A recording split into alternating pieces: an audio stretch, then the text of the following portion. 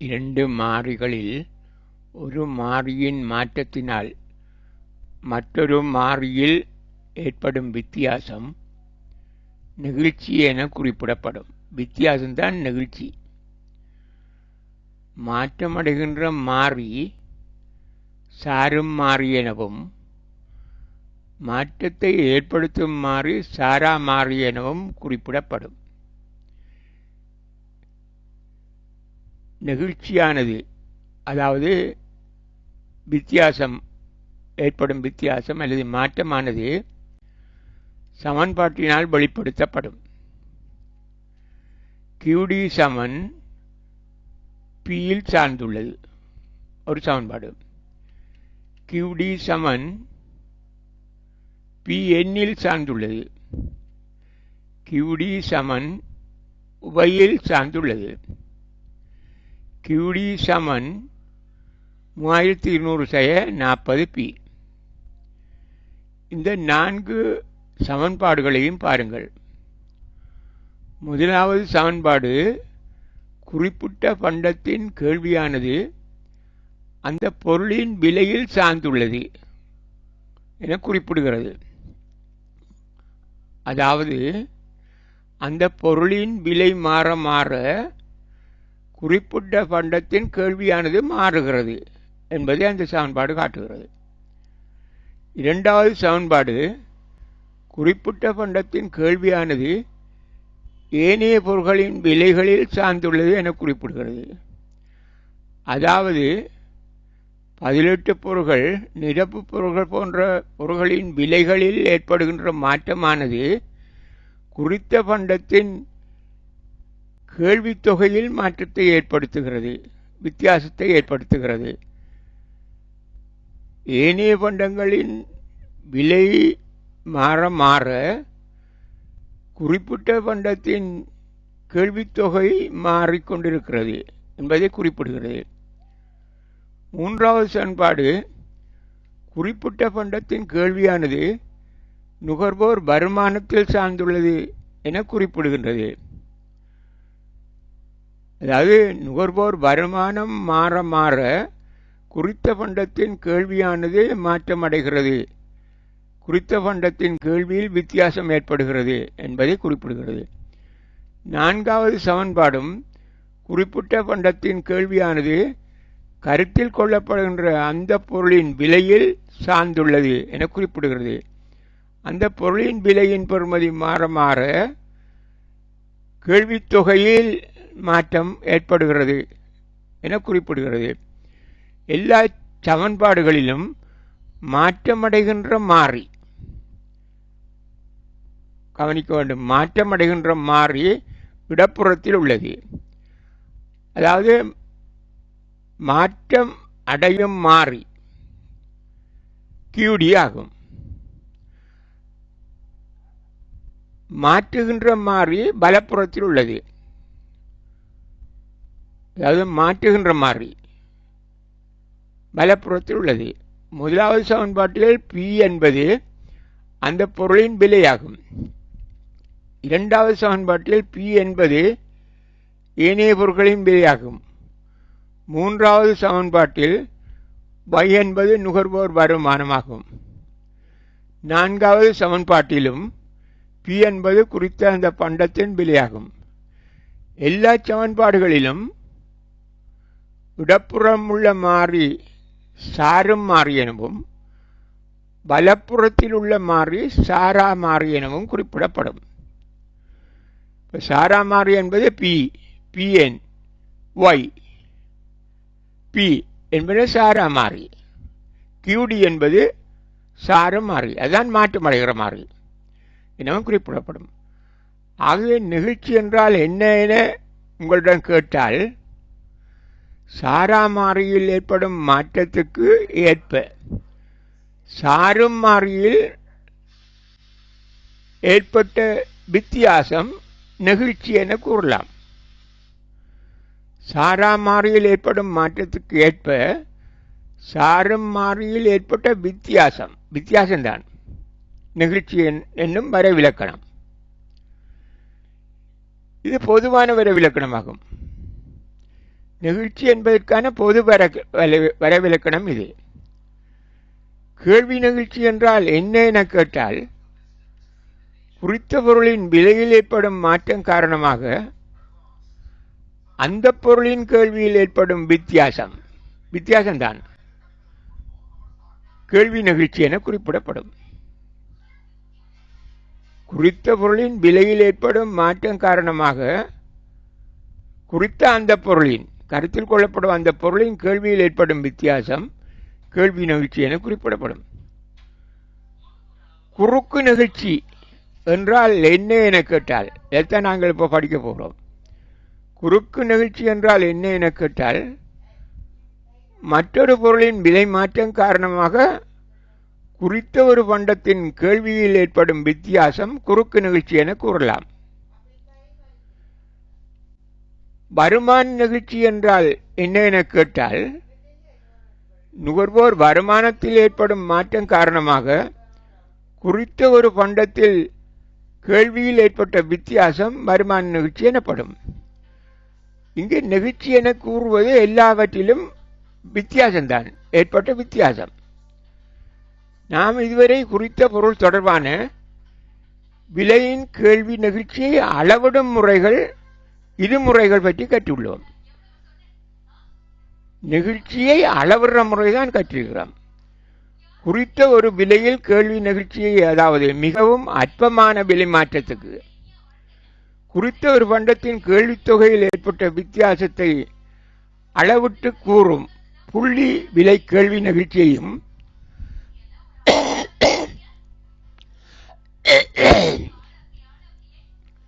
குறித்த ஒரு பண்டத்தின் இரு விலைகளுக்கு இடையில் கேள்வி நெகிழ்ச்சியை அளவிடும் வில் நெகிழ்ச்சியை பற்றியும் கற்றுள்ளோம். அதாவது நெகிழ்ச்சியை அளவிடுற முறைதான் புள்ளி நெகிழ்ச்சியும் வில் நெகிழ்ச்சியும்.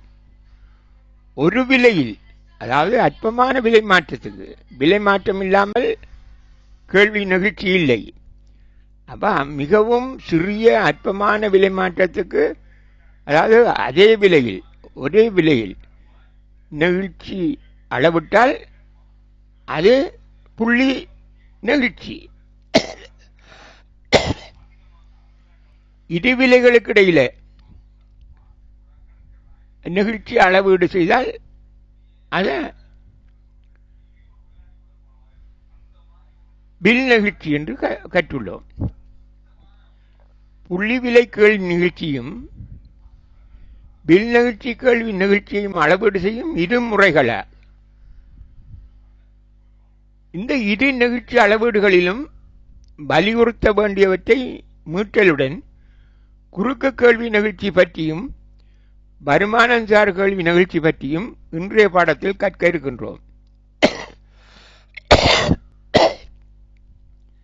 அதற்கு முன்னர், நான் இந்த பாடத்தை கற்பிக்க ஆரம்பிக்க முன்னர் என்னுடைய 17வது வயதில் ஆரம்பித்து ஏறத்தாழ 65 வருட காலத்துக்கு மேற்பட்ட கால கற்பித்தல் அனுபவத்திலிருந்து தெரிந்து கொண்டவற்றை வாசகர்களாகிய மாணவர்களுக்கு உரைக்கலாம் என நினைக்கிறேன்.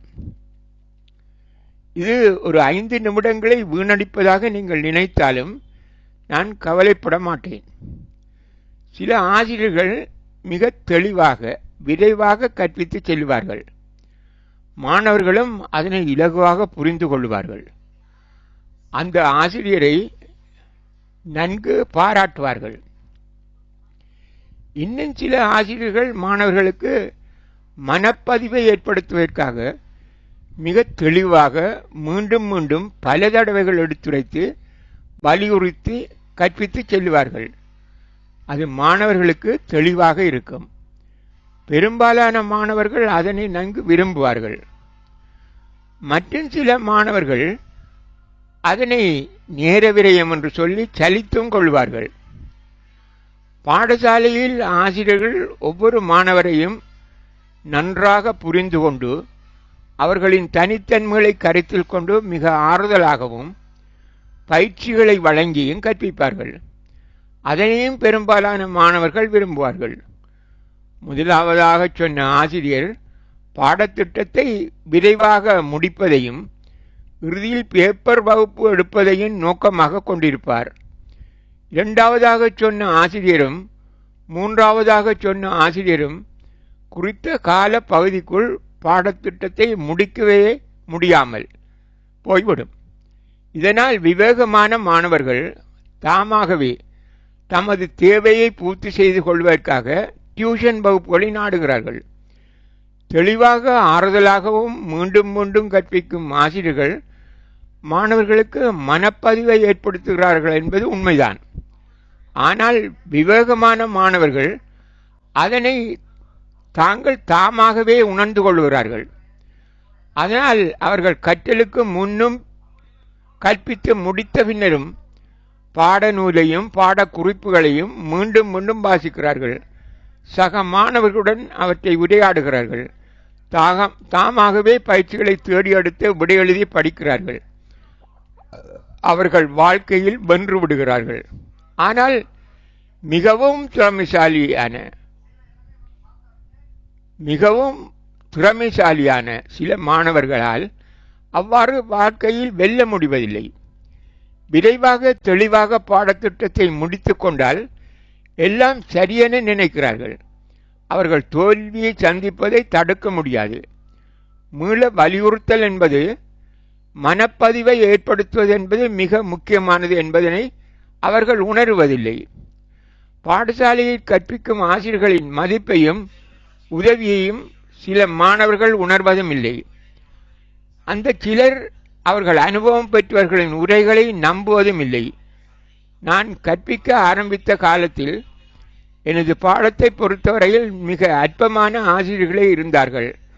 எங்கள் பாடத்துறையில் இந்த பிரதேசத்தில் பட்டம் பெற்ற இரண்டாவது தொகுதியினர்கள் நாங்கள். இதனால் மாணவர்களின் பெரும்பாலானவர்கள் வேறு வழியே இல்லாமல் என்னுடன் டியூஷனுக்கு வந்தார்கள். நான் பொருளியலில் கணக்கீடு, வணிகக் கல்வி ஆகிய 3 பாடங்களையும் கற்பித்தேன். அந்த காலத்தில் பாடத்திட்டத்திலும் அவ்வளவு அதிக பரப்பில்லை. நான் ஆறுதலாகவும் தெளிவாகவும் கற்பித்தேன். இன்று மாணவர்கள் அவ்வாறு இல்லை. ஆசிரியர்களை தேடி தேடி அலைகிறார்கள். ஒன்றுக்கும் மேற்பட்டவர்களிடம் டியூஷனுக்கு போகிறார்கள். அவர்களின் நேரத்தை வீணடிக்கிறார்கள். சொந்தமாக மீட்டல் என்பது அவர்களிடம் இல்லை. பரீட்சை பெறுவர் வந்தபோது என்னிடம் படியாத சில மாணவர்களும் வந்திருந்தார்கள். சிறந்த பெறுபற்றை பெற்றவர்களாக இருந்தார்கள். அவர்கள் என்னிடம் ஆசீர்வாதமும் பெற்றார்கள். நான் டியூஷன் எதுவும் எடுக்கவில்லை சார். உங்களிடம் கற்ற மாணவர்களுடன் சேர்ந்துதான் உரையாடினேன், சேர்ந்துதான் கற்றேன், அவ்வளவுதான் சார் என என்னிடம் சொல்லியிருந்தார்கள். மாணவர்களின் திறமை என்பது இறைவன் கொடுத்த ஆற்றல் மட்டுமல்ல, அதனை அவர்கள் பயன்படுத்த எடுக்கின்ற முறையிலே தான் தங்கியுள்ளது. நான் இப்போது தயாரிக்கின்ற வீடியோக்களை பார்த்தால் மீண்டும் மீண்டும் அதிலே வலியுறுத்துவதில்லை, சொல்வதில்லை என்பதனை அறிவீர்கள். ஆனால் தேவையான மாணவர்கள் மீண்டும் மீண்டும் அதனை பார்வையிடுவதால் தெளிவடைவதுடன் மனப்பதிவை ஏற்படுத்திக் கொள்ள முடியும். இப்பொழுது நான் சொன்ன இந்த பாடத்துக்குரிய கற்றலை ஆரம்பிப்போம்.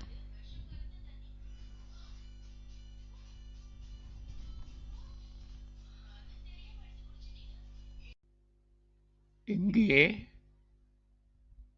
விலையின் புள்ளி நிகழ்ச்சி சூத்திரம் ஒன்று தந்திருக்கிறான். தொகையின் விகித மாற்றம் கீழேறின விலையின் விகித மாற்றம். தொகையின் விகித மாற்றத்தை விலையின் விகித மாற்றத்தால் பிரித்தால் ஒரு விலையிலே பண்டத்தின் புள்ளி நிகழ்ச்சியை பார்க்கலாம். விலையின் புள்ளி நிகழ்ச்சி பார்க்கிற சூத்திரம் இது. இங்கே இதில் ஒன்று தந்திருக்கிறான். இது கேள்வி அட்டவணையில் 2 விலைகள் தந்திருக்கு. 40 ரூபா விலையில் கேள்வி, 20 ரூபா விலையில் கேள்வி 100. விலை குறைய கேள்வி கூடுது, விலை கூட கேள்வி குறையுது. அப்போ கேள்வி அட்டவணையில் 2 புள்ளிகளை இங்கே தந்திருக்கிறோம். அடுத்தது இங்கே ஒரு சமன்பாடு தந்திருக்கு, கேள்வி சமன்பாடு. ஒரு கேள்வி அட்டவணையை கேள்வி சமன்பாடாக மாற்ற முறையை நாங்கள் முதல் படிச்சிருக்கிறோம். இங்கே அப்படி தயாரித்த ஒரு கேள்வி சமன்பாடு தந்திருக்கு. QD = 600 செய்ய 10 பி. இன்னும் இங்கே ஒன்று தருந்திருக்கிறான். இது கேள்வி வரைவு. நாங்கள் என்ன கேள்வி விதியை வெளிப்படுத்துகிற 3 முறைகள் இருக்கின்றது. ஒன்று அட்டவணையாக வெளிப்படுத்தலாம், அடுத்தது வரைவில் வெளிப்படுத்தலாம், அடுத்தது சமன்பாட்டில் வெளிப்படுத்தலாம். இது வரைவாக வெளிப்படுத்தியிருக்குது. 40 ரூபா விலையில் கேள்வி 50 அலகு, 20 ரூபா விலையில் கேள்வி 100 அலகு. இதில் ஒரு கேள்வி அட்டவணை, இது ஒரு கேள்வி சமன்பாடு, இது ஒரு கேள்வி வரைவு. இன்னொன்று நாங்கள் பார்த்துனாங்க சாய்வு. இதுவும் நாங்கள் முன்னர் தெரிஞ்சு கொண்டது. இரு விலைகளுக்கு இடையில் சாய்வு, அதாவது கேள்விக்கோட்டில் நேர்கோடான ஒரு கேள்விக்கோட்டில் சாய்வை பற்றி படிச்சினாங்க. பாருங்க, இதில் அந்த சாய்வை காட்டிருக்கிறோம். இது விலை மாற்றம் சொல்கிறது, டெல்டா பி என்று சொல்கிற விலை மாற்றம். விலை மாற்றம் 40லேருந்து 20 குறைஞ்சிருக்கு, அதில் 20லேருந்து 40 கூடியிருக்குது. அப்போ நாங்கள் இதில் கூடுதல் குறைகிறத கருத்தில் எடுக்காமல் சும்மா சொல்லுவோம். விலை மாற்றம் 20, விலை மாற்றம் 20. அப்போ டெல்டா பி என்று சொல்கிறது, டெல்டா பி 20. இதில் பாருங்கள், தொகை மாற்றம் 40 ரூபா விலையில் 50 இருந்தது, 20 ரூபா விலை 100. அப்போ தொகை மாற்றம் 50லேருந்து 100 ஆகுது, 50 மாறிருக்கு. இது 50 delta Q. Delta P 20, delta Q 50. அதான் delta Q, delta P. Delta கியூவை டெல்டா பியால் பிரிக்கிறது. டெல்டா கியூ அரண டெல்டா பி. இது பி என்று சொல்கிறது நாங்கள் பார்த்துனாங்க. இது சாய்வு, கேள்விக்கோட்டுற சாய்வுன்னு சொன்னோம். கேள்விக்கோட்டின் சாய்வு டெல்டா கியூங்கள் டெல்டா பி. இது 2 புள்ளிகளுக்கு இடையில் சாய்வு, 2 புள்ளிகளுக்கு இடையில் சாய்வு பி என்று சொல்லுவோம். அல்லது டெல்டா கியூங்கள் பி. 2 விலைகளுக்கு இடையில் சாய்வு. இதில் 2 விலை என்று சொல்லக்குள்ள 40 ரூபா விலையிலேருந்து 20 ரூபா விலைக்குத்தான் சாய்வு பி என்று இல்லை. இதில் இந்த பி என்றது பெறுமதி. இந்த சாய்வு இந்த கேள்விக்கோட்டில்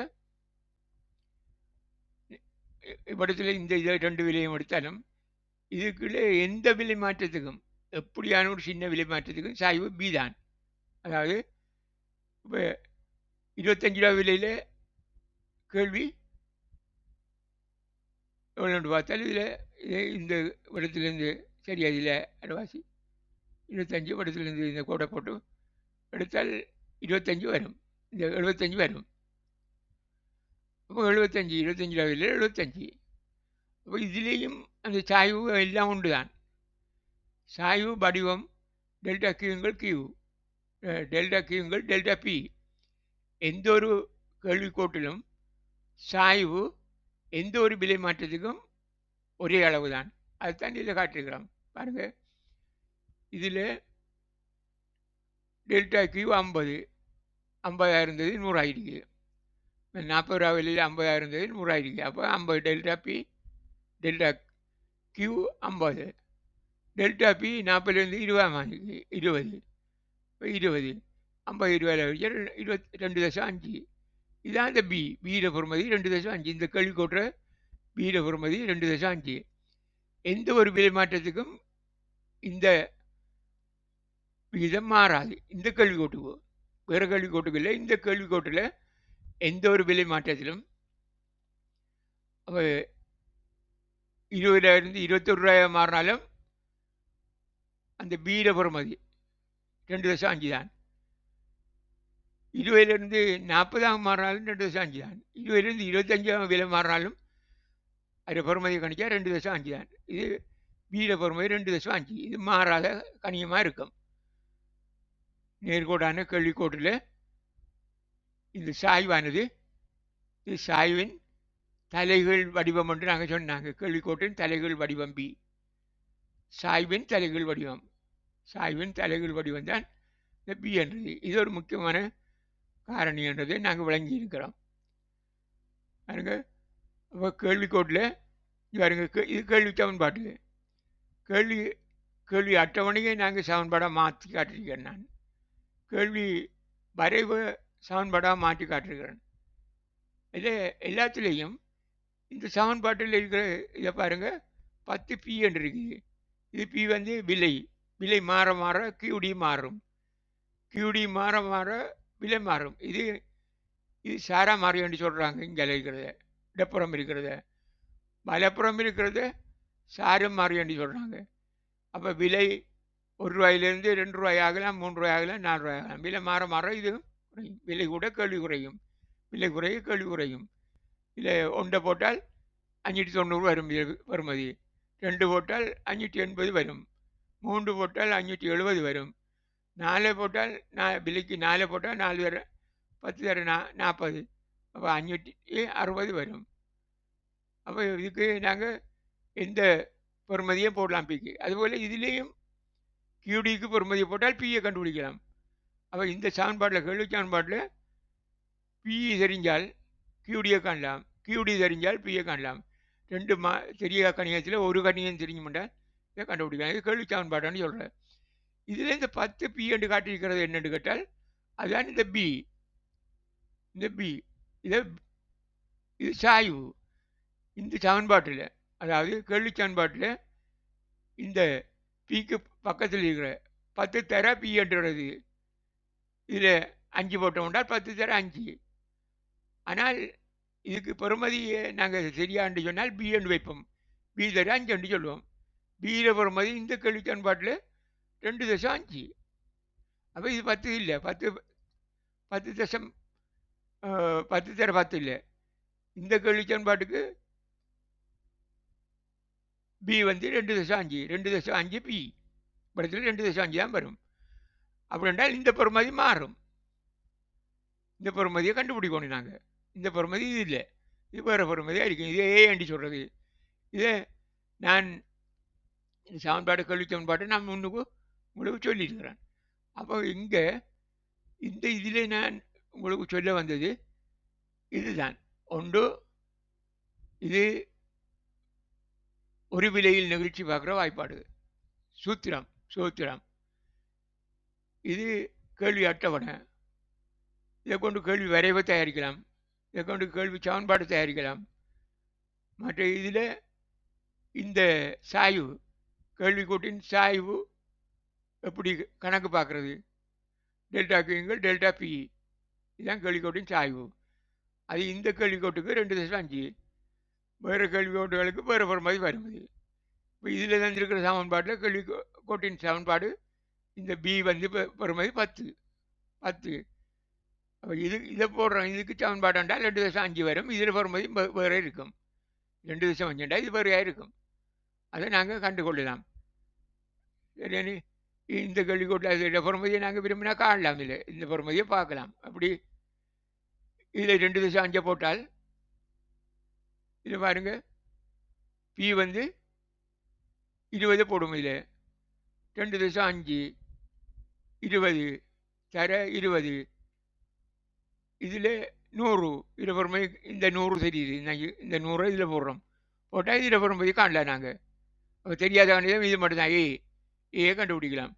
ஏ கண்டு நாங்கள் இதில் எழுதக்கூடியதாக இருக்கும்.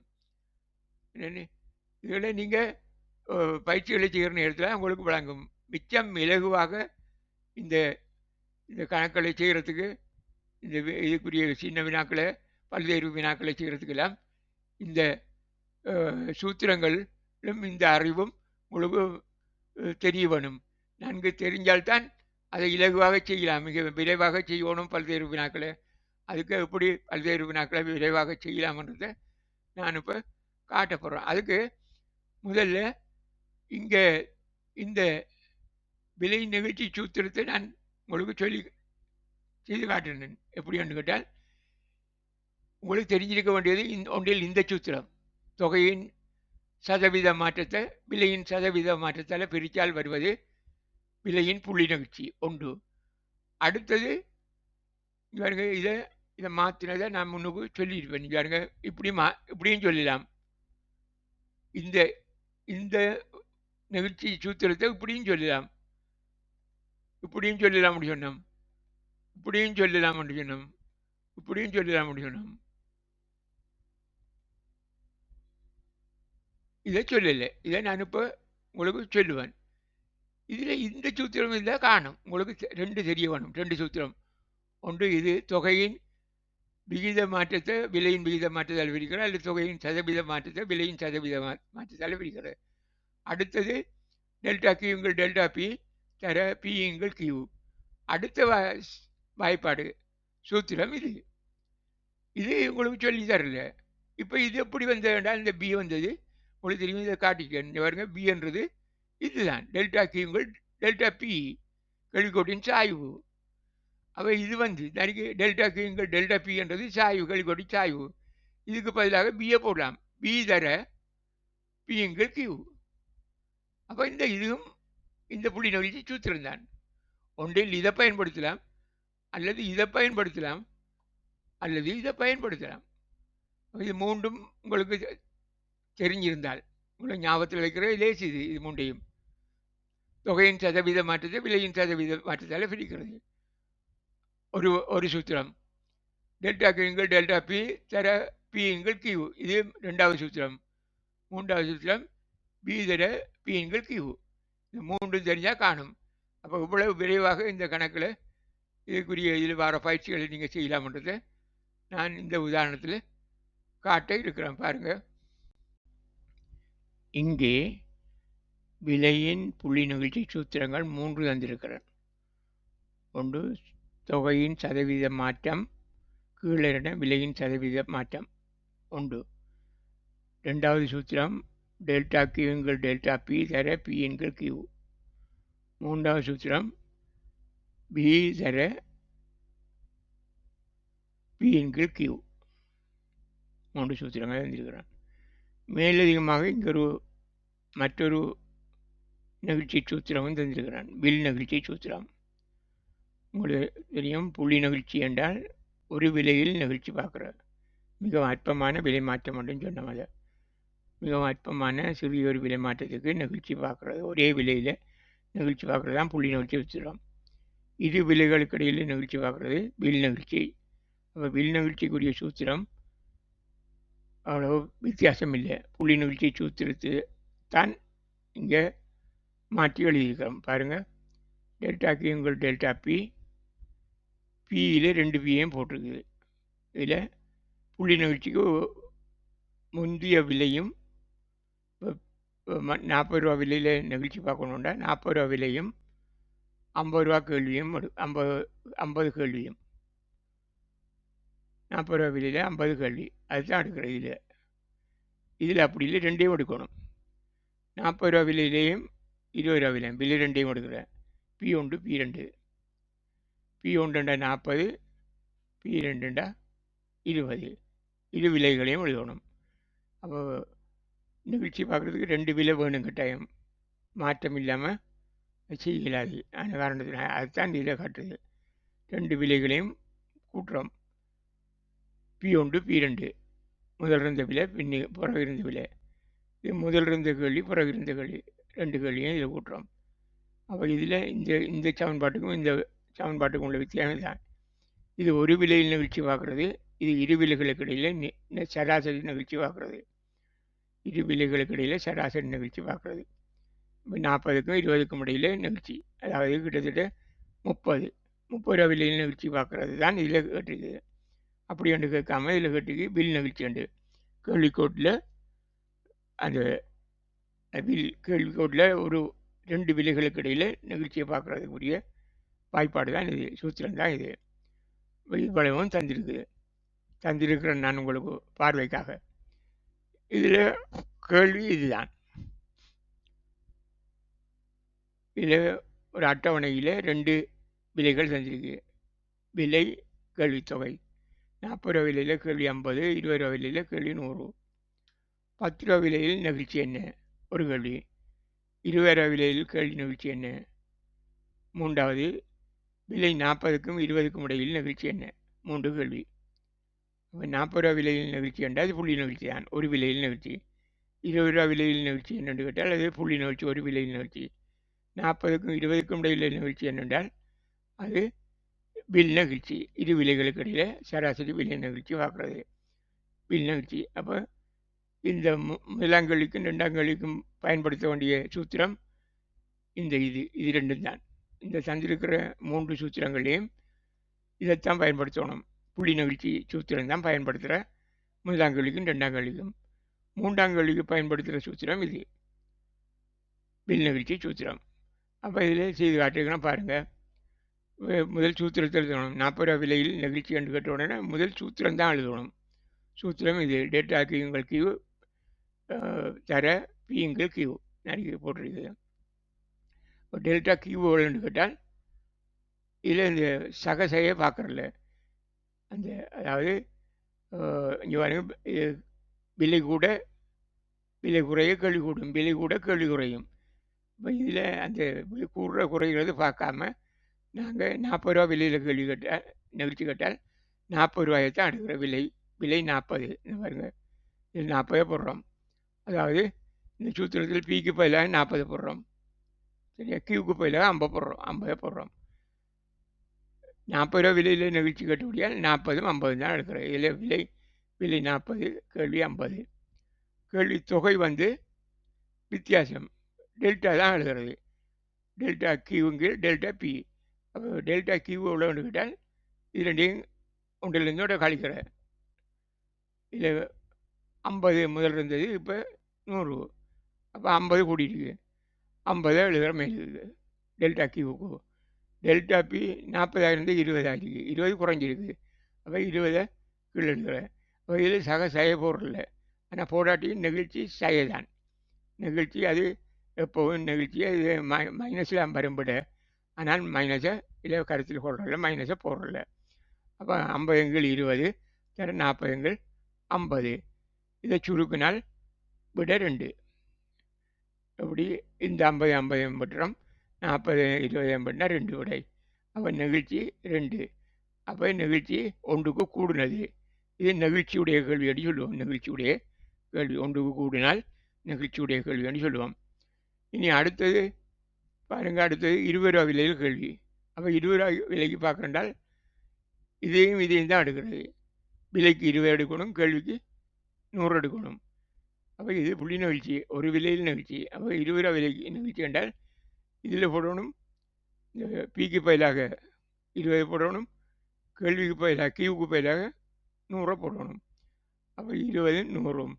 ஆனால் இது மாறாது. உங்களுக்கு தெரியும், இது பி என்று சொல்கிறேன். டெல்டா கியூங்கள் பி கேள்விக்கோட்டில் எல்லா இந்த விலை மாற்றத்துக்கும் ஒரே அளவு தான். அதனுடைய கண்ணை மூடிட்டு போடலாம். இதை பார்க்க தேவையில்லை. 50 20 தான் இருக்கும். நான் பார்க்குறேன்னாலும் திருப்பி அப்படி தான் அதுதான் வரும். பாருங்கள், கேள்வியில் வித்தியாசம் 50, விலையில் வித்தியாசம் 20. 50 20 50 அதே தான். அப்போ இதில் 50 20 தர 20 100. அப்போ இதை சுருக்கினால் இதை வெட்டினா 2, இதையும் வெட்டலாம். வெட்டினா 2 தான் மிச்சம். அப்போ 2ல் 1 அரை. அப்போ இது அரை என்றால் 1 குறைய. அப்போ இது நிகழ்ச்சியை 1 குறைய. நிகழ்ச்சி அற்ற கேள்வி என்று இதை சொல்லுவோம். 1 குறை என்றால் நிகழ்ச்சி அற்றது என்று சொல்லுவோம். 1 கூட என்றால் நிகழ்ச்சி கூடின கேள்வி. இனி அடுத்தது 3வது கேள்வி பாருங்க. விலை 40க்கும் 20க்கும் இடையில் நிகழ்ச்சி என்ன என்று கேட்டால் அது அந்த கேள்விக்குரிய உடை தான் இது. அதுக்கு இந்த வாய்ப்பாடு இந்த சூத்திரத்தை போடணும். அதாவது இதில் போட்டது பியும் கியூவும். ஆனால் இதில் P1 சக P2, Q1 சக Q2. இதில் P1 P2, இது Q1 Q2. அப்போ இதில் பாருங்க. அப்போ 2 விலையும் போடணும். இல்லை 2 விலையும் 40 20 60.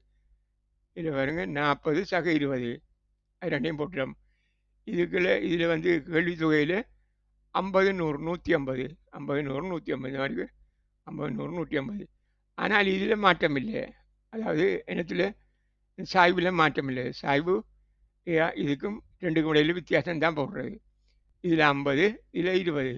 அப்போ 50 20 தான். அப்போ சாய்வு நாங்கள் சொல்லிட்டோம். கேள்விக்கோட்டில் சாய்வு நேர்கோடான கேள்விக்கோட்டில் சாய்வு எந்த விலை மாற்றத்துக்கும் சாய்வு இதுதான். ஒரு அற்பமான விலை மாற்றத்துக்கு சாய்வு அதுதான். ஒரு சதம் விலை மாறினாலும் சாய்வு அந்த அதாவது 50 20 ரெண்டரை தான் வரும். பாருங்க, இதை சுருக்கினால் இது ரெண்டையும் கூட்டினா 40 20 60, இது ரெண்டையும் கூட 150, 50 20, இதை வெட்டினால் இதை 3, இதை வெட்டினா 3 3 3 1. இது 1க்கு சமனான கேள்வி நிகழ்ச்சி. இங்கே ஒரு வரைவு தரப்பட்டிருக்கிறது. வினாக்கள் 30 ரூபா விலையில் நிகழ்ச்சி என்ன, 20 ரூபா விலையில் நிகழ்ச்சி என்ன, விலை 40க்கும் 30க்கும் இடையில் நிகழ்ச்சி என்ன என்று கேட்டிருக்கு. இது தந்தது, இது கேட்கிற வினாக்கள். இதுக்கு நாங்கள் 30 ரூபா விலையில் நிகழ்ச்சி கட்டுப்படியா, அது புள்ளி நிகழ்ச்சியான ஒரு விலையில். இது 20 ரூபா விலையில் நிகழ்ச்சி கட்டுப்படியா, இதுவும் புள்ளி நிகழ்ச்சியான். விலை 40க்கும் 30க்கும் இடையில் நிகழ்ச்சி கட்டுகிறபடியால் அது வில் நிகழ்ச்சி. அப்போ இதுக்கு பயன்படுத்த வேண்டிய சூத்திரங்கள் எது என்று உங்களுக்கு தெரியும். இப்போ 30 ரூபா விலையில் நிகழ்ச்சியை பார்ப்போம். 30 ரூபா விலைக்கு நாங்கள் இந்த சூத்திரத்தை தான் பயன்படுத்தணும். டெல்டா கியூங்கள் டெல்டா பி தெரப்பி எங்கள் கியூ. அப்போ 30 ரூபா விலையில் இங்கே பாருங்கள், 30 ரூபா விலையில் கேள்வி 75. 30 ரூபா விலையில் கட்டுக்கூடிய 30 75 போடணும். விலைக்கு 30 கேள்வி தொகைக்கு 75. இங்கே பாருங்க, விலைக்கு 30 கேள்வி தொகைக்கு 75. அப்போ இதில் சாய்வு எவ்வளோ கேட்டால் சாய்வு 30 ரூபா விலையில் பார்க்குறதுக்கு நாங்கள் 30 20 எடுத்தாலும் அப்படி எடுக்கலாம், அல்லது 30 40 ஒன்றுக்குலையும் எடுக்கலாம். 2 உண்டு. இதில் பாருங்கள், இது 10, விலை மாற்றம் 10, தொகை மாற்றம் 25. 75 இருந்தது, 30 ரூபா விலையில் 75, 20 ரூபா விலையில் 50. அப்போது ரெண்டுக்கும் இடையில் 25 வித்தியாசம். அப்போ டெல்டா கியூ 25, டெல்டா பி 10. 25 10 இங்கே பாருங்க, 25 10. அப்போ 30 25 75. 30 75, 30க்கு நேரம் 75 இருக்குது விலை. விலை டெல்டா பி, இந்த பி 30, கியூ 75. அப்போ 30 75, மற்ற சாய்வு 25 10 தான். சாய்வு எல்லாத்துக்கும் ஒரே இதோ தான் வரும். ஒன்றுக்கு பார்த்தா காணுனாங்க பார்த்துட்டோம். அப்போ இதை சுருக்கினா விட 25 மட்டும் 10 80 மட்டும் 1. அப்போ 30 ரூபா விலையில் நிகழ்ச்சி 1. அப்போ நிகழ்ச்சி 1க்கு சமன். ரெண்டாவது கேள்வி, 20 ரூபா விலையில் நிகழ்ச்சி என்ன. 20 ரூபா விலையில் நிகழ்ச்சி பார்க்குறதுக்கும் புள்ளி நிகழ்ச்சி சூத்திருந்தான், இந்த நிகழ்ச்சி சூத்திருந்தான், அதே பாவிக்கிறோம். அப்போ இதில் 20 ரூபாய்க்கு 20 100 எடுக்கணும். அதுதான் எடுக்கிறேன். 20 100, விலை 20 கேள்வி 100. பாருங்க, 20 கேள்வி 100. இது சாய்வு முதல் போட்ட அதுக்கு போட்ட சாய்வு தான். ஒரே கேள்வி கூட்டலாம் பார்க்குறோம். அதனுடைய சாய்வு மாற்றம் இல்லை, அதே சாய்வு 25 10. அப்போ இதை சுருக்கினால் இதையும் போட்டினால் 10 2, இதையும் போட்டினால் 4. அப்போ 2 4 சுருக்கினா 6. அப்போ இது 1க்கு குறைய நிகழ்ச்சி. அது நிகழ்ச்சியற்ற கேள்வி, நிகழ்ச்சி குறைந்த கேள்வி. இது 20 ரூபா விலையில் கேள்வி நிகழ்ச்சி குறைஞ்சது அரை. மற்றது அடுத்த கேள்வி, விலை 40க்கும் 30க்கும் இடையில் நிகழ்ச்சி என்ன. 40க்கும் 30க்கும் இடையில் நிகழ்ச்சி பார்க்க போகிறோம். 40க்கும் 30க்கும் பார்க்குறதுக்கும் இரண்டையும் கூட்டணும். விலை ரெண்டையும் கூட்டணும். 40 30 70. இங்கே பாருங்க, 40 30 70. பிறகு தொகைகள்லேயும் ரெண்டையும் கூட்டணும். 50 75 கூட்டணும். இங்கே பாருங்க, 50 75. இது டெல்டா பி, இதில் P1 P2, இது Q1 Q2. அப்போ இதில் 125, இதில் 70. 70 125. மற்றது சாய்வு அது ஒரே கேள்வி கூட என்றால் சாய்வு எந்த மாற்றமும் இல்லை, அதே மாற்றம்தான். 25 10, 25 10 50 10 22 போட்டுக்கிறோம். நாங்கள் இப்படியும் எடுக்கலாம், இந்த மாதிரியும் எடுக்கலாம். ரெண்டுக்கும் இடையில் 40க்கும் 20க்கும் இடையில் வித்தியாசம் 20. 50க்கும் 100க்கும் இடையில் வித்தியாசம் 50. இது பாருங்கள், 40ம் 30யும் கூட்டுறோம், 50யும் 75 கூட்டுறோம்,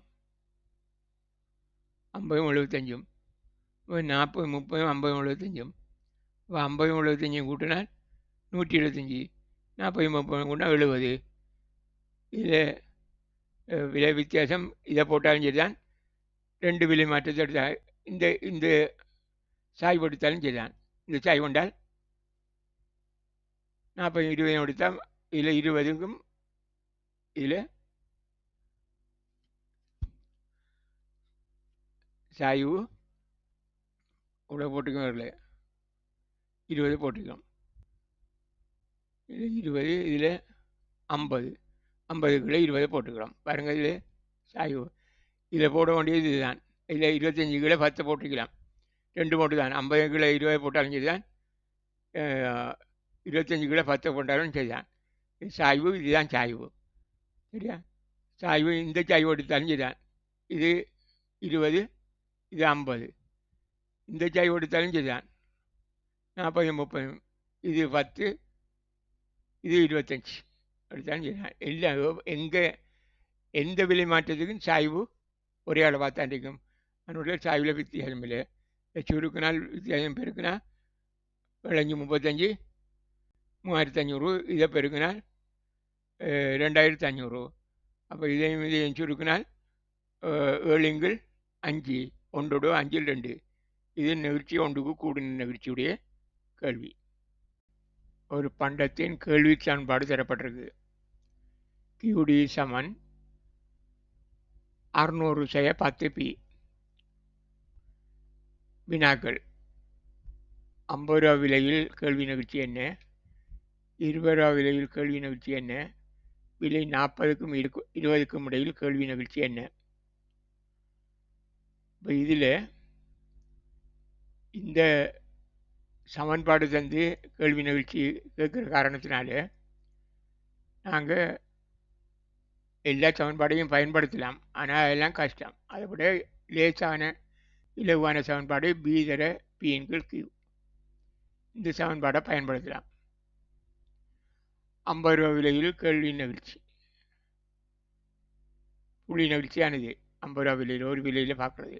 B தர P/Q சமன், இதில் நாங்கள் சொல்லியிருக்கிறோம் Pக்கு அருகில் இருக்கிறது தான் சாய்வு. அது B என்றது சாய்வு. Pக்கு அருகில் இருக்கிறது 10P என்றால் 10 தான் சாய்வு. அப்போ சாய்வுக்கு 10 போடுவோம். 10 தர P கேட்டிருக்கிற விலை 50 ரூபா விலையில் 50 ரூபாயும் மேலே போடணும். 50 ரூபா விலையில் பார்க்கணும். 50 ரூபா விலையில் கேள்வி பார்க்கணும். அதான் இதில் பார்க்க வேண்டிய ஒரு தேவை உங்களுக்கு. நீங்கள் 50 ரூபா விலையில் பார்க்குறேன்டால் இதில் 50 போடுங்க. இந்த சமன்பாட்டில் 50 தர 10 500. 600லேருந்து 500 கழிச்சா 100. அப்போ QD வந்து 100. அப்போ 100 தான் 50 ரூபா விலையில் கேள்வி. 50 ரூபா விலையில் கேள்வி 100. 50 இதில் விலை 50, கேள்வி 100. அப்போ இதில் இதை சுருக்கினால் விட 2 சைவரையும் போட்டோம். மேலுக்கு 5, 2 சைவரம் போனால் 5 தான் விட. 50 தர 10 500. 500 100ஆல் பிரித்து 5. அப்போ நிகழ்ச்சி ஒன்றுக்கு கூடினது. இது நிகழ்ச்சியுடைய கேள்வி. நிகழ்ச்சியுடைய கேள்வி. அடுத்த கேள்வியை பாருங்கள். 20 ரூபா விலையில் நிகழ்ச்சி என்ன? இதுக்கும் இதே சமன்பாட்டை பயன்படுத்தலாம். நாங்கள் ஒன்றும் இதெல்லாம் போட்டு பயன்படுத்தி விடைகளை காணலாம். ஆனால் அதெல்லாம் சிரமம், கஷ்டம். இந்த வாய்ப்பாடு போதும். இதை போட்டால் இதில் இந்த சமன்பாட்டில் பாருங்கள், இது இந்த 10 தான் சாய்வு. அப்போ B வந்து சாய்வு 10 தர இப்போ கேட்டுக்கிற 20 ரூபா விலை. அப்போ 20 ரூபா விலையை போடணும். இல்லை 20 ரூபா விலையில் கேள்வியை போடணும். 20 ரூபா விலையில் கேள்வி எவ்வளோன்னு போட்டால் இதை 10 20 பெருக்கணும். இதில் 20 பிறகு செய்தால் 200. அப்போ 600லேருந்து 200 கழிச்சா 400. அப்போ கியூடி வந்து 400. அப்போ 20 ரூபா விலையில் கேள்வி 400. அப்போ இது 20 இது 400. அப்போ இதை சுருக்கினால் 2 4 2. அப்போ அரை அரை தான் விட. அப்போ இது ஒன்றுக்கு குறைஞ்ச கேள்வி. அப்போ நெகிழ்ச்சி அற்ற கேள்வி பொருள். இது இந்த பொருள் நெகிழ்ச்சி அற்ற கேள்வி பொருள். நீ அடுத்தது பாருங்க, 40க்கும் 30க்கும் இடையில் விலையில் நெகிழ்ச்சி என்னடு கட்டு. 40க்கும் 30க்கும் இடையில் என்றால் இங்கே தரல, 40 30 தரல. அப்போ 40 30 நாம் கூட்டி எழுதணும். இதில் பாருங்க, இதில் இந்த இந்த இதே சமன்பாடு தான் எழுதுறது. பி அதில் முதல் எழுதின பி சமன் பி தர பிங்கிள் கியூ. இதில் அப்படி பொருள் P1 சக P2, Q1 சக Q2. அது பிக்கு 10 தான், சாய்வு 10 தான். இந்த சமன்பாட்டின் படி 10 தான் சாய்வு. அது எல்லாத்துக்கும் ஒரே அளவு தான். அப்போ இதில் 50க்கும் 30க்கும் இடையில் கேட்டிருக்குது. விலை 40க்கும் 20க்கும் இடையில், 40க்கும் 20க்கும் இடையில், இல்லை 40க்கும் 30க்கும் இடையில் பார்த்துருக்குறேன். இல்லை 30 ஆக்குவோம். நம்ம 30க்கும் இடையில் நிகழ்ச்சி 30.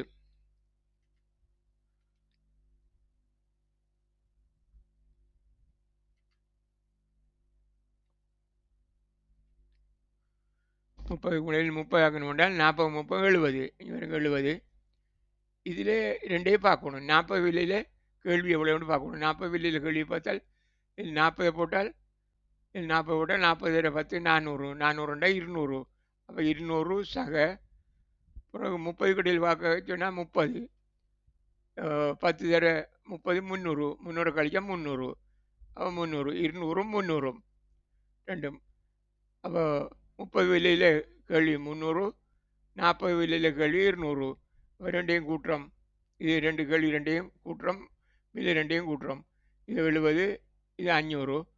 10 500. இதை சுருக்கினால் 7x5. 7x5 1 5 2. அப்போ நெகிழ்ச்சி ஒன்றுக்கு கூடின நிகழ்ச்சி. இதுவும் ஒன்றுக்கு கூடின நிகழ்ச்சி தான். முக்கியமான சில விடயங்களை மீட்கும் நோக்கத்துடன் இங்கே சில தகவல்களை தருகின்றேன். இவற்றை நீங்கள் நன்கு தெளிவாக விளங்கி கொண்டால் மட்டுமே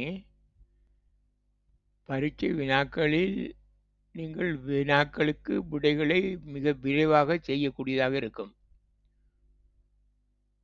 அதற்காகவே இதனை நான் மீண்டும் ஒரு முறை வலியுறுத்துகிறேன். இங்கே ஒரு கேள்வி வரைவு தரப்பட்டிருக்கிறது. இது விலையச்சு, இது தொகையச்சு.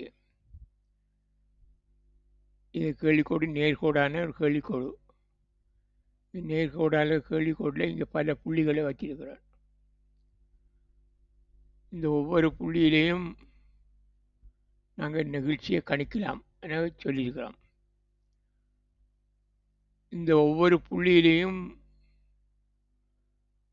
நுகர்வோருடைய மொத்த செலவீடு, அதாவது வியாபாரிகள விற்பனை வருமானத்தை கணிக்கலாம் என கூறியிருக்கிறேன்.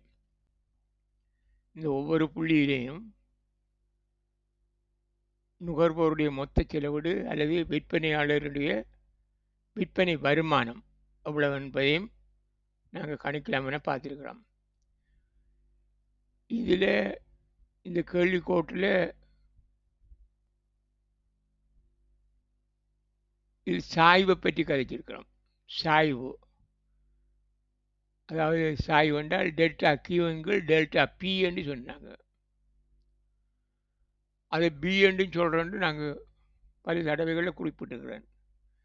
பல தடவைகளில் இந்த பியை பற்றி நாங்கள் குறிப்பிட்டிருக்கிறோம். பி டெல்டா கியூங்கள் டெல்டா பி, இதுதான் சாய்வு. இந்த சாய்வு நேர்கோடான கேள்விக்கோட்டில் எந்த ஒரு சிறிய அற்பமான விலை மாற்றத்துக்கும் சாய்வு ஒரே அளவு தான் என்றதையும் சொல்லியிருக்கிறோம். சாய்வு மாறாதது. இந்த கேள்விக்கோட்டில் ஒவ்வொரு கேள்விக்கோட்டிலையும் அதுக்குரிய சாய்வு பெறுமதி மாறாது. சாய்வின் உண்மையிலே இது சாய்வு இல்லை, சாய்வின் தலைகீழ் வடிவம். சாய்வின் தலைகீழ் வடிவம். அப்போ அந்த சாய்வின் தலைகீழ் வடிவம் மாறாது என்று நாங்கள் சொல்லியிருக்கிறோம்.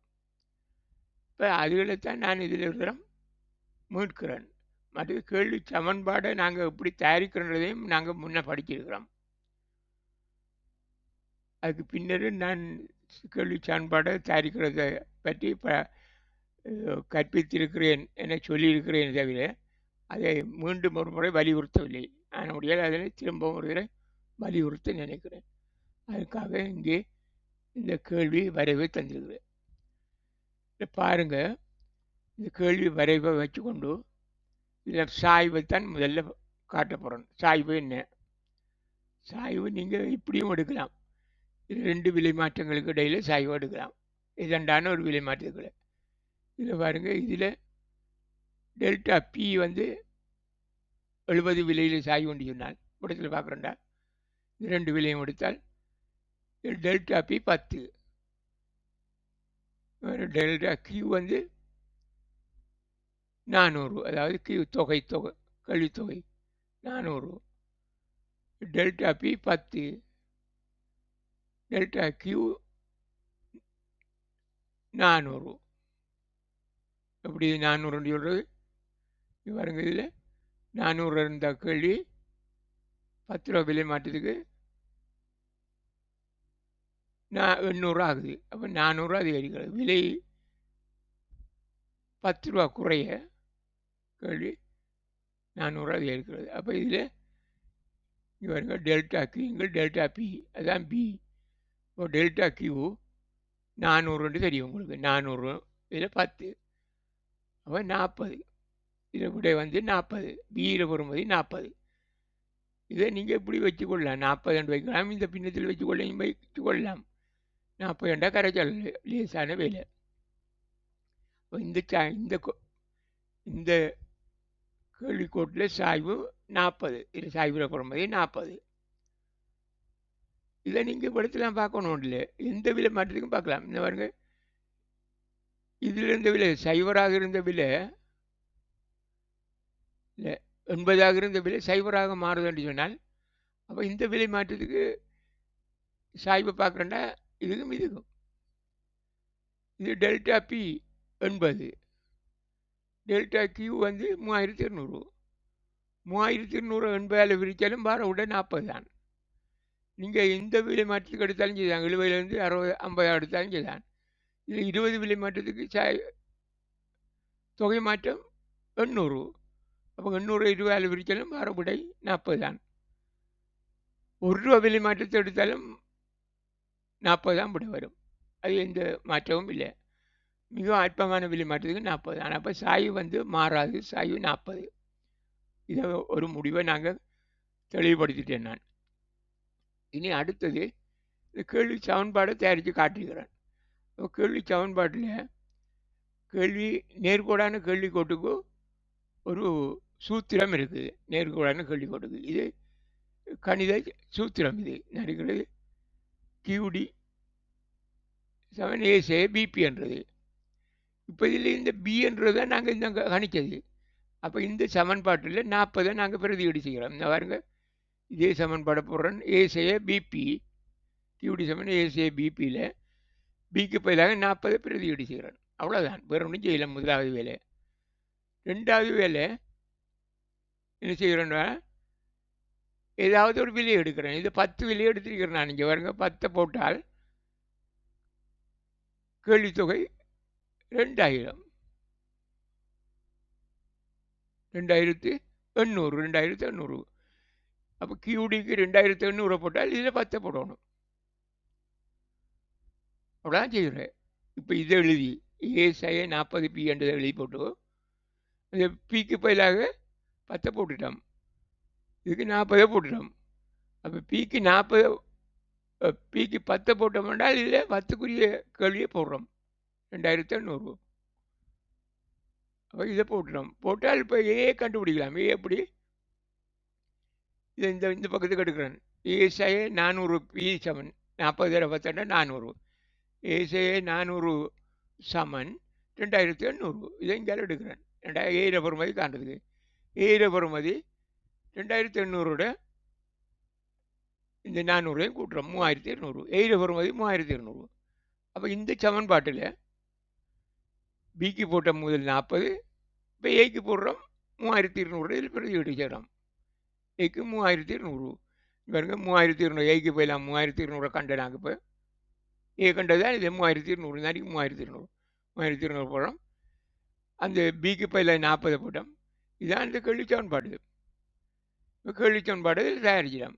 கேள்விச்சமன்பாடுகள் தயாரித்தால் இதில் நாங்கள் இந்த சமன்பாட்டை கொண்டு இந்த கேள்வி அட்டவணை தயாரிக்கலாம். இதில் பிக்கு 1 போட்டால் இந்த தொகை வரும், 2 போட்டால் இந்த தொகை வரும், 2 போட்டு இதில் பிரதியீடு, இதில் 2 பிரதியீடு செய்தால் இது வரும். அதே போல் இது தெரியும் என்றால் இந்த தொகையை இதில் போட்டால் பியை கண்டுபிடிக்கலாம். இந்த கேள்வி சமன்பாடு ஒரு முக்கியமான ஒன்று. நாங்கள் தேவையான விலையில் கேள்வித்தொகையை காணலாம். அதே போல் கேள்வித்தொகையை குறிக்கப்பட்ட அளவு விற்கணும் என்றால் என்ன விலைக்கு விற்கணுன்றதையும் காணலாம். இதை கொண்டு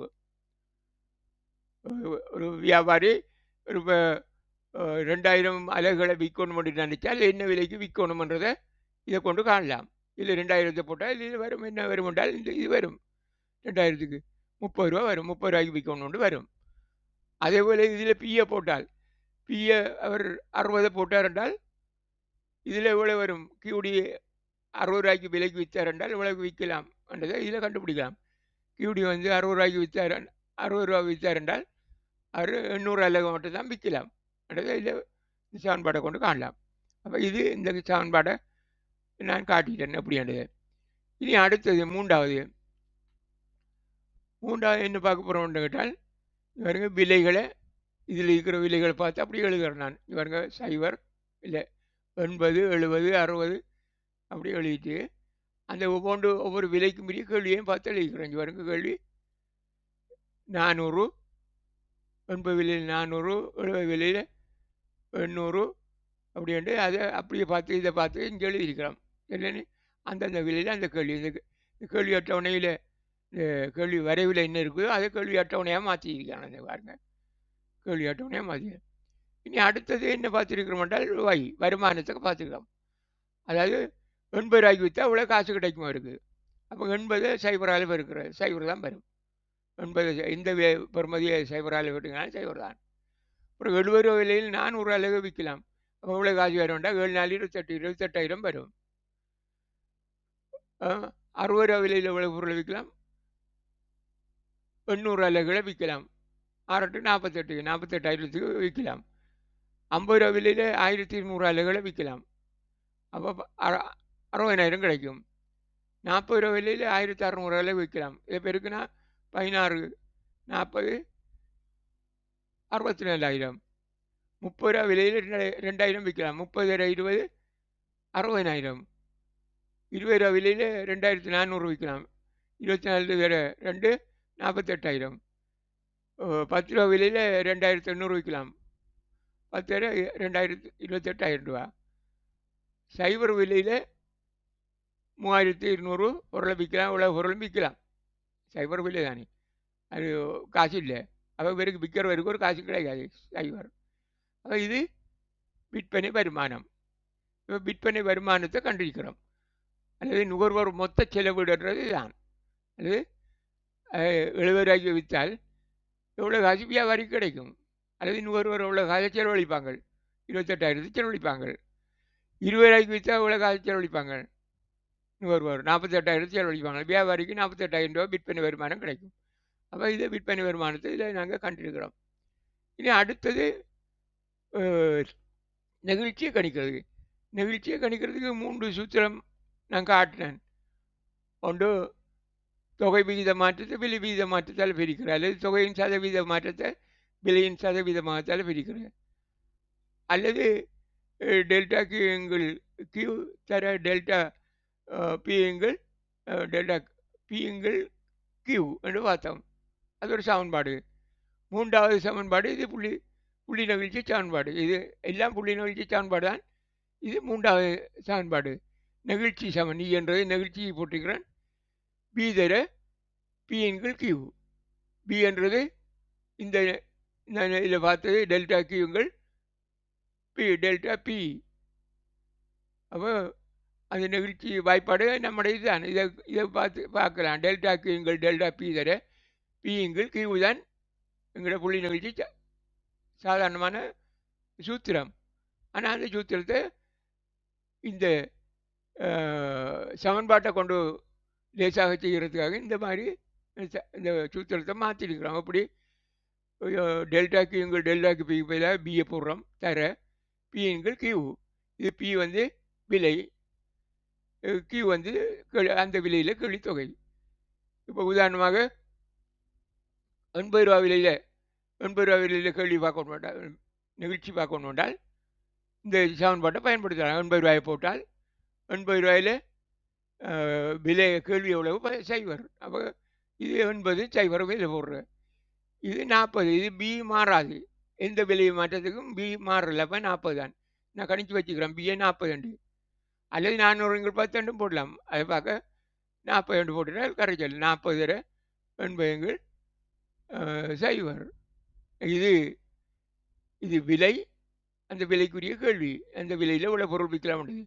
அப்போ இதை எந்த பெறுமதியை சைவரால் பிரித்தாலும் முடிவிலி விட வரும். அதுக்கு நீங்கள் கணக்கில் எடுக்கலாத விட அதை முடிவிலி விட இதை சொல்கிற முடிவிலின்னு சொல்கிற முடிவிலி அடையாளம்.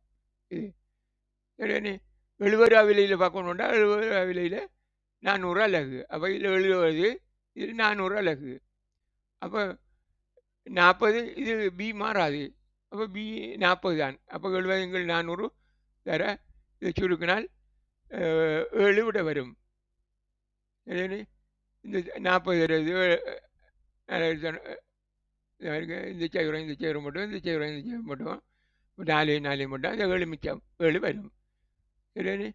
இனி அடுத்தது 60 ரூபா விலையில் 60 ரூபா விலையில் கேள்வி 800. அப்போ விலை 60 கேள்வி 800. எந்த விலையில் பார்க்கணுமோ அந்த விலைக்குரிய விலையையும் கேள்வி தொகையும் எழுதுகிறோம். விலையை மேல் எழுதுகிற கேள்வியை கீழே எழுதுகிறேன். அப்போ இதில் 3 விடை. இதில் 50 ரூபா விலையில் எனக்கு 50 ரூபா விலையில் 1200 கேள்வி. 50 ரூபாயில் விலையில் 1200. இதை சுருக்கினால் 5 3 வரும். அப்போ 1 3 2. அப்புறம் 40 ரூபா விலையில் 1600 கேள்வி. அப்போ 40 இதில் 1600 தர இது பி, அது மாறாத தொகை, அதை போடுறோம். அப்போ இதை சுருக்கினால் 1. அடுத்தது 30 ரூபா விலையில் 2000 அலகும். இது 30, இது 2000. அப்போ தர 40. அப்போ இவ்வளோ வரும். இதை சுருக்கினா 5 3 விடை. 20 ரூபா விலையில் 20 2400 கேள்வி 2400.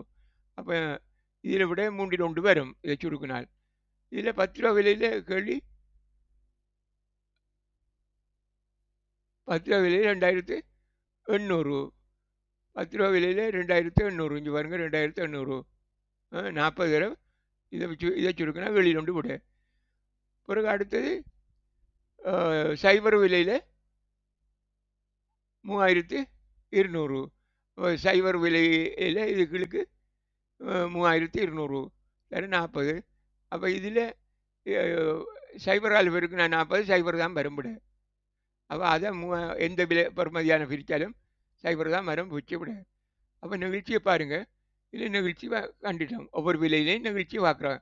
இதை நீங்கள் இந்த ஒவ்வொரு புள்ளியிலையும் நிகழ்ச்சி பார்த்துக்கோங்க. இந்த புள்ளியில் நிகழ்ச்சி, இந்த புள்ளியில் நிகழ்ச்சி அது என்ன முடிவிலி, இந்த புள்ளியில் நிகழ்ச்சி 7, இந்த புள்ளியில் நிகழ்ச்சி 3, இந்த புள்ளியில் நிகழ்ச்சி 1 3 2, இந்த புள்ளியில் நிகழ்ச்சி 1, இந்த புள்ளியில் நிகழ்ச்சி 5 3.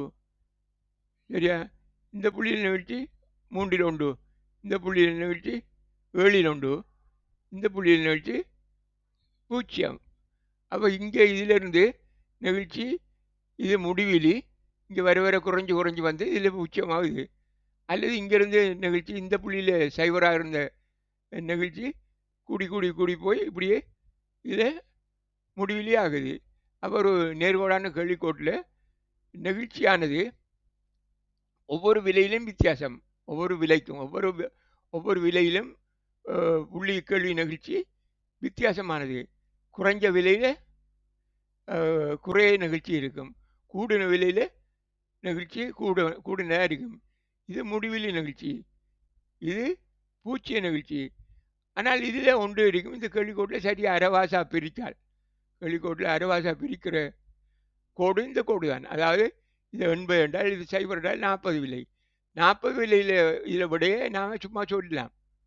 இந்த கேள்விக்கோட்டில் 40 விலையில் நிகழ்ச்சி எவ்வளவு கேட்டால் ஒரு கணிப்பும் பார்க்க தேவையில்லை. விடை நிகழ்ச்சி உண்டு. இந்த விலையில் இந்த வெட்டு உண்டு, இடத்துல வெட்டுது இந்த கேள்விக்கோட்டில் விலையாச்ச வெட்டுற இடத்துல நிகழ்ச்சி என்ன கேட்டால், இந்த புள்ளியில் நிகழ்ச்சி கேட்டால் அதில் முடிவிலி, இந்த புள்ளியில் நிகழ்ச்சி கேட்டால் பூச்சியம். அப்போ ஒரு கேள்விக்கோட்டில் இந்த புள்ளியில் பூச்சியம் நிகழ்ச்சி, இந்த புள்ளியில் நிகழ்ச்சி முடிவிலி. இந்த கேள்விக்கோட்டில் சரியாக அரைவாசி விலையில் நிகழ்ச்சி ஒன்றுக்கு சமான். இது ஒன்று ஒருமை நிகழ்ச்சின்னு சொல்கிறேன், ஒருமை நிகழ்ச்சின்னு சொல்கிறேன். இங்கே மேலே போக போக நிகழ்ச்சி கூட. அப்போ நிகழ்ச்சியுடைய கேள்வி இதுக்கும் இதுக்கு இடையில், இந்த முடிவிலிக்கும் ஒன்றுக்கும் இடையில் நிகழ்ச்சியுடைய கேள்வி என்று சொல்கிறது. இப்போ இது நிகழ்ச்சியுடைய கேள்வி, இது நிகழ்ச்சியுடைய கேள்வி, இது நிகழ்ச்சி கூடின கேள்வி, இது அதை பார்க்க குறைஞ்ச கேள்வி, இது அதை பார்க்க குறைஞ்ச, இதெல்லாம் நிகழ்ச்சி கூடின கேள்வி. இது ஒருமை நிகழ்ச்சி கோடு. இது நிகழ்ச்சி அற்ற புள்ளிகள். இந்த புள்ளி நிகழ்ச்சி குறைஞ்ச புள்ளி, நிகழ்ச்சி அற்ற கேள்வி. இது நிகழ்ச்சி அற்ற கேள்வி, இது நிகழ்ச்சி அற்ற கேள்வி, இது பூச்சிய நிகழ்ச்சி கேள்வி. அப்போ இங்கே கீழே இருக்கிற எல்லாம் நெகிழ்வற்ற கேள்வி, இது நெகிழ்வுடைய கேள்விகள், இது முடிவிலி கேள்வி, இது பூச்சிய நிகழ்ச்சி கேள்வி. அப்போ நீங்கள் ஒரு ஒரு கேள்வி கூட இப்படி தந்து போட்டு ஒன்று சொல்ல தேவையில்லை. இதில் ஒருமை நிகழ்ச்சியை எடுத்து கேட்டால் நீங்கள் உடனே சொல்லணும். இல்லாட்டி இந்த கேள்வி கூட கேட்டுட்டு 60 ரூபா விலையில் விற்று கொண்டிருக்கிறார் அவர் அந்த பொருளில் விலையை கூட்டலாமா குறைக்கணுமா என்று கேட்டால் என்ன செய்யணும்? இந்த பொருள் 60 ரூபாய்க்கு விலைக்கு விற்று கொண்டிருக்கிறார். அவர் ஒரு முடிவெடுக்க இருக்கு, விலையை மாற்றத்துக்கு யோசிக்கிறார். அப்போ என்ன விலைக்கு விற்றால் வருமானம் கூடும் என்றது அவர் தெரிய வேணும். அதுக்கு என்ன வேணும்? அவர் நிகழ்ச்சி ஒன்று இடத்துக்கு இதில் நிகழ்ச்சி என்னென்னு பார்க்குறாரு. ஒரு 60 ரூபா விலையில் நிகழ்ச்சியை முதல் பார்ப்பார். இங்கே நெருங்கி 60 ரூபா விலையில் நிகழ்ச்சி 3. அப்போ இது நிகழ்ச்சி கூடுனது. அப்போ அவர் ஒருமை நிகழ்ச்சிக்கு வரணும். ஒருமை நிகழ்ச்சி வரையும் அவர் விலை குறைக்க குறைய அவரை விற்பனை வருமானம் கூட்டிகிட்டு வரும். பாருங்க விடம் மற்றும், அதாவது இங்கே பாருங்க ஒருமை நிகழ்ச்சி நாங்கள் சொன்னால் 40 ரூபா விலை வரையும் அவர் வருமானம் கூட்டிகிட்டு வருது. அப்போ அவர் 60 ரூபாய்க்கு விற்றுருந்தால் அவருக்கு 48,000 தான் வருமானம் கிடைக்கும். அவர் 50 ரூபாய்க்கு விலை கூட்டினார் என்றால் 60,000 கிடைக்கும். 40 ரூபாயை ஆக்கினார் என்றால் குறைச்சார் என்றால் அவருக்கு 64,000 வருமானம் கிடைக்கும். சரியானே? அப்போ அதுக்கு மேலே அவர் குறைக்க இயலாது. விலை குறைச்சாருன்னா அவருக்கு நட்டம் தான் வரும். இங்கே பாருங்க, அதுக்கு 30 ஆக்கினார் என்றால் அவருக்கு 60,000 தான் வரும். அது பார்க்க அவர் இடத்துல வச்சுக்கொள்ளலாம். அதாவது 40 ரூபா விலையில் விற்றாருன்னா 62,000 ரூபாய் வருமானம் வரும். அப்போ இந்த வியாபாரி 60 ரூபாயில் விற்று கொண்டிருக்கிற வியாபாரி விலையை கூட்டினா நல்லமா குறைச்சா நல்லமான்னு கேட்டால் விலை குறைக்கிறதா நல்லவர். இதுவரையும் குறைக்கணும். 60 ரூபா வரையும் விட்டால் 40 ரூபா வரையும் 40 ரூபா வரையும் குறைக்கலாம். 20 ரூபாயை விலை குறைக்கலாம். அதுக்கு கீழே குறைக்கலாது. இப்போ 20 ரூபாய்க்கு அந்த பொருளை விற்று கொண்டிருக்கிற ஒரு வியாபாரி அவர் விலையை கூட்டுறது நல்லமா குறைக்கிறது நல்லமான்னு உங்களிடம் கேட்டால் நீங்கள் என்ன சொல்லணும்? அவர் கூட்டுறதா நல்லம். ஏன்? 20 ரூபா விலைக்கு அவர் வருமானம் 48,000 தான் வரும். சரியானே? அப்போ அவர் வருமானத்தை கூட்டணும் என்றால் 40 வரையும் வரணும். அதை என்னத்தை கொண்டு கணிக்கிற? சும்மா பார்த்து இதை பெருக்கிக்கிறீங்க. இப்போ இது தெரியும் என்றால் நாங்கள் பெருக்கி எடுத்து சொல்லலாம். இந்த சமன்பாடு இந்த கேள்விக்கோடு தெரியுமெல்லாம் சொல்லலாம். அப்படி இல்லை, இந்த கேள்வி சமன்பாடை தந்தை விட்டு இது என்ன விலையில் விற்றால் இந்த வியாபாரி அவரை வருமானத்தை கூட்டலாம் என்றால் நாங்கள் இதை கணிக்கணும். எப்படி கணிக்கிற? நிகழ்ச்சி ஒன்றுக்கு எவ்வளவுக்கு வருதுன்னு பார்க்கணும். விலையை பார்த்தா 40 ரூபா விலைக்கு அவரோட வருமானத்தை கண்டால் 40 ரூபாய்க்கு விற்றால் அவர் வருமானத்தை உச்சமாக்கலாம் என்று போட்டு நாங்கள் பெருக்கி எவ்வளோ வருமானம் கிடைக்கும், இப்போ விற்கிற விலையிலேருந்து இவ்வளோ கூட வருமானம் கிடைக்கும் கணக்கு பார்த்து சொல்லலாம். அல்லது இப்போ ஒரு விலையை தந்துட்டு அவர் இந்த விலையில் இவ்வளோ பொருளை விற்றிருக்கிறார், அவர் கேள்வி நிகழ்ச்சியை தந்து இப்போ உங்கள்கிட்ட இவர் என்ன விலைக்கு விற்றால் அவர் வருமானத்தை காணலாம் என்றால் அந்த விலையிலேருந்து அவர் பூச்சிய கேள்விக்குரிய விலையை கண்டால் இந்த வெட்டுப்புள்ளியை காணலாம். அதாவது 80 ரூபா விலை என்று பார்க்கலாம்.